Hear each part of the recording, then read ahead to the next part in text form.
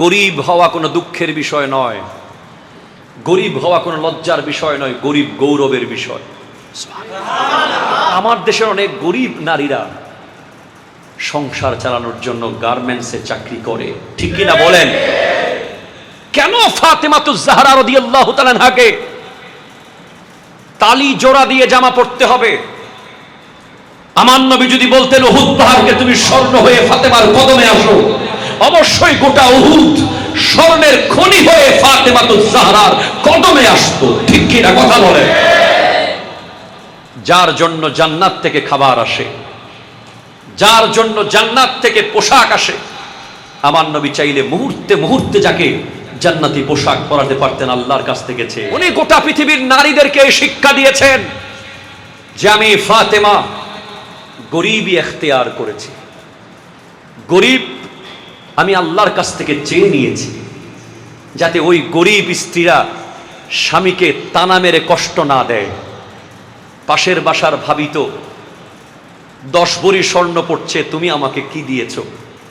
পাশের বাসার ভাই প্রতিদিন বিবিকে ড্রেস কিনে দেয়, তুমি আমাকে কি দিয়েছ?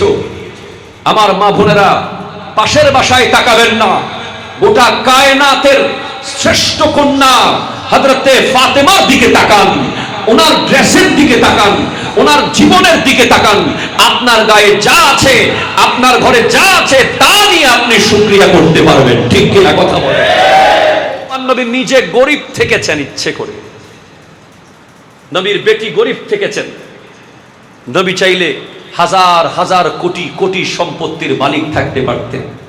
আমাদের দেশে দেখবেন যে সমস্ত গরিব মানুষকে আমরা মেজবানে দাওয়াত দিই না, যে সমস্ত গরিব মানুষকে আমরা মেয়ের বিয়েতে দাওয়াত দিই না ঠিক মতো, যে সমস্ত গরিব মানুষ দামি কাপড় পরতে পারবে না বলে আমরা ড্রয়িং রুমে বসায় না, দেখা যায় মরার পরে সবার আগে কবর করতে তারাই আসে, ঠিক কিনা কথা বলেন না?